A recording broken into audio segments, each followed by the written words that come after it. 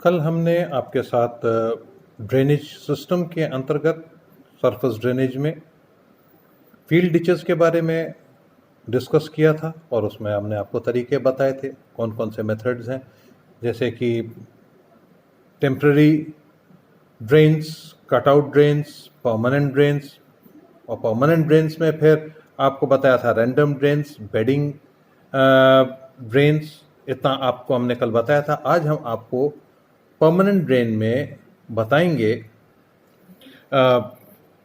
Parallel drains और cross slope drains. इनके बारे में हम आपसे सरफेस ड्रेनेज के फील्ड डिचेस में आपसे डिस्कस करेंगे। पहले हम आपके साथ डिस्कस करते हैं पैरेलल ड्रेन्स। पैरेलल ड्रेन्स में होता यह है कि ये भी जो हैं बेडिंग ड्रेन्स के जैसी ही होती हैं और इस विधि में नालियां अपेक्षाकृत अधिक क्षमता वाली और अधिक दूरी पर स्थित होती हैं और यह विधि जो है समतल स्थलाकृति और खराब जल निकास, यानी कि अगर प्लेन टोपोग्राफी है, plain topography and poor drainage system, wherever it is like that, in that soil where topography is leveled and drainage is poor, parallel method is used for drainage. तो इसमें दो खाइयों या नालियों का समान रूप से बनाया जाना आवश्यक नहीं है। मतलब कि एक, जैसे कि हमने बेड ड्रेन्स में हमने एक सेट डिस्टेंस हमने कर लिया था, इसमें हमारा सेट डिस्टेंस होना ज़रूरी नहीं है। हम कोई भी एक डिस्टेंस अपना बना लेते हैं, उस डिस्टेंस के अनुसार हम अपने बेड्स को हम बनाते जाते हैं, नालियों को बनाते जाते हैं। कोई पास हो सकती है, कोई दूर हो सकती है। और नालियों की गहराई भूमि के प्रकार, ढाल, दशा आदि पर निर्भर करती है। कम से कम गहराई 20 सेंटीमीटर और तथा कम से कम अनुप्रस्थ काट का क्षेत्रफल 0.45 स्क्वायर मीटर रखा जाता है। नाली का ढाल जो है, स्लोप ऑफ ड्रेन 8:1 या इससे अधिक सपाट रखा जाना चाहिए, जिससे कृषि यंत्रों के मूवमेंट में कोई असुविधा ना हो। कल्चरल प्रैक्टिसेस जो की जानी चाहिए वो नालियों के समांतर तथा बोआई निकाई गुड़ाई नालियों के लंबवत की जानी चाहिए। इस तरीके से इसमें जो है हमारा, तो इसमें कई एक मेन पॉइंट्स हैं। अगर आप इसको शॉर्ट में अगर मैं आपको बताना चाहूँ तो इसको सबसे बड़ी चीज़ है, ये बेडिंग ड्रेन्स के ही तरह बनाई जाती हैं, लेकिन इनकी नालियों की डिस्टेंस जो है वो सेट नहीं होता है और ये उन भूमियों में ज़्यादा इस्तेमाल की जाती हैं जो कि पैरेलल जिसकी टोपोग्राफी प्लेन लैंड की है और जहाँ पे पुअर ड्रेनेज सिस्टम है, वहाँ पर हम इसको अपनाते हैं। और इसको अपनाने के लिए हमको भूमि के प्रकार, ढाल, दशा आदि पर निर्भर होना पड़ता है कि कैसा भूमि का प्रकार है, कैसी ढाल है, उसकी दशा क्या है।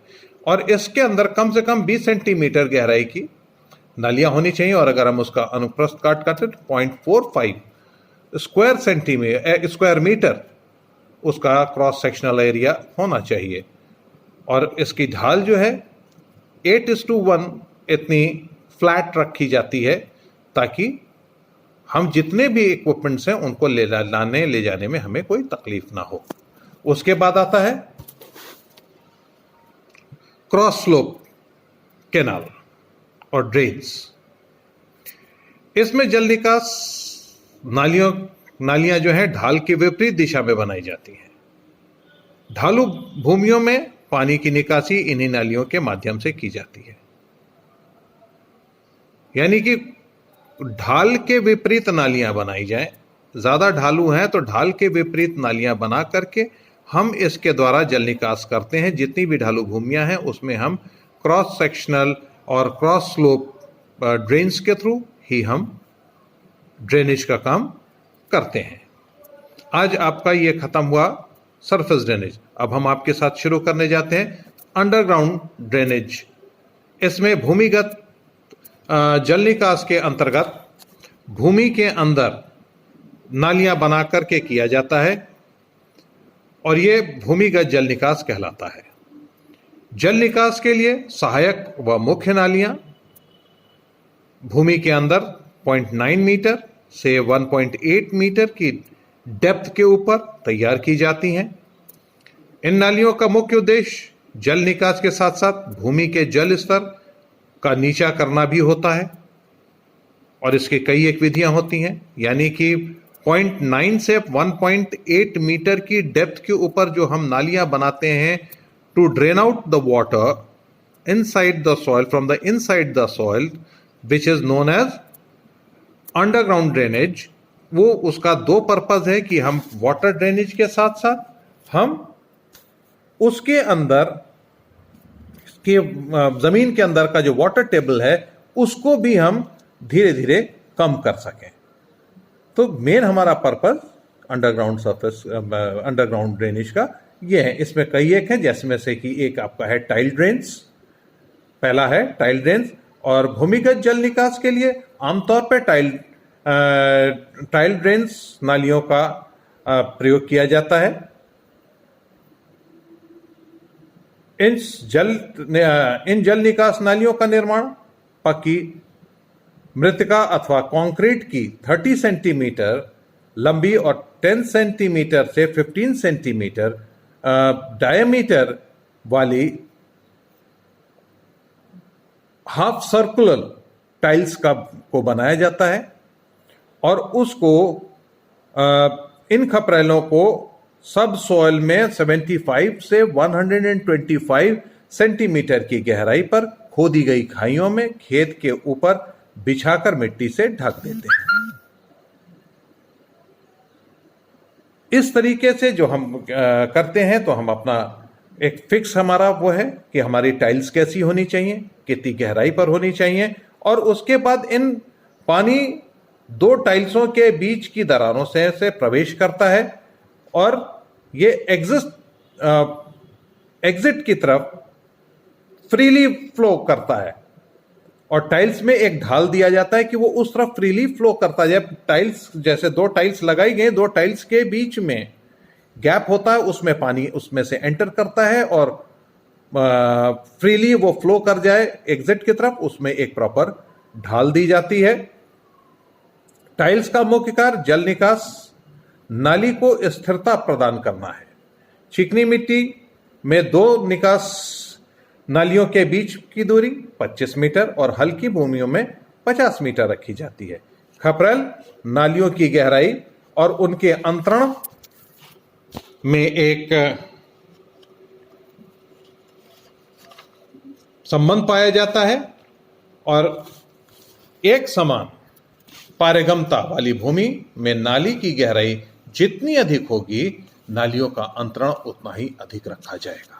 यानी कि अब हमने टाइल्स ड्रेन को हमने आपके साथ डिस्कस किया, तो टाइल्स ड्रेन्स में कुछ चीजें इंपॉर्टेंट हैं जिनको कि आपको नोट करना चाहिए। सबसे पहली चीज तो है कि इसके अंदर हम उन टाइल्स का इस्तेमाल करते हैं जिसको कहते हैं खपरेल। खपरेल तो आप सबों ने देखी होगी, खपरेल पकी हुई मट्टी की बनती है, उसकी या कंक्रीट की हम टाइल्स लेते हैं और जिसका एक अपना सेट डायमेंशन है, यानी कि 30 सेंटीमीटर लंबी और 10 से 15 सेंटीमीटर डायमीटर की हाफ राउंड टाइल्स को लेकर के 75 से 125 सेंटीमीटर की गहराई पर खोदी गई खाइयों में हम रेत के ऊपर बिछा के इनको मट्टी से ढक देते हैं। पूरे उसमें हम स्लोप तैयार करते हैं नीचे और उसके बाद फिर हम इन टाइल्स को बराबर बनाते जाते हैं और सब सॉइल्स में इसको रेत के ऊपर बिछा दिया जाता है और पानी जो है इन टाइल्स के जॉइंट्स में से एंटर करता है और हमको एक प्रॉपर स्लोप देना पड़ता है जिससे कि वो सीधे ड्रेन्स की तरफ निकलता चला जाए। ये है हमारा टाइल ड्रेन। इसके बाद आता है टाइल ड्रेन के बाद हमारी दूसरी ड्रेन क्या है, आप लोग को लिखवाया है, अगर आप लोग गौर करें, अगर आप उसको देखें तो आप हमें बताएं कि दूसरा ड्रेन टाइल ड्रेन के बाद दूसरी ड्रेन कौन सी है। दूसरी ड्रेन है आपकी मोल्ड ड्रेन। इसके पहले कि हम मोल्ड ड्रेन करें, इसमें टाइल ड्रेन्स में 2-3 तरीके की होती हैं। एक तो आपका नेचुरल सिस्टम है, जिसके थ्रू हम टाइल्स ड्रेन के थ्रू हम नेचुरल सिस्टम के थ्रू करते हैं। दूसरा है हमारा आपका क्या कहते हैं हैरिंगबोन सिस्टम, और तीसरा है ग्रिड-ड्रॉन सिस्टम। इसके थ्रू ये 3 तरीके की हमारा लेआउट है आपका टाइल्स ड्रेन के अंदर, और इसको हम आगे थोड़ा सा आप समझाते चलेंगे। और फिर दूसरे नंबर पर आया हमारा, आपने आपसे कहा था कि मोल्ड ड्रेन्स। इस मोल्ड ड्रेन्स को हम आपको कल बताएंगे।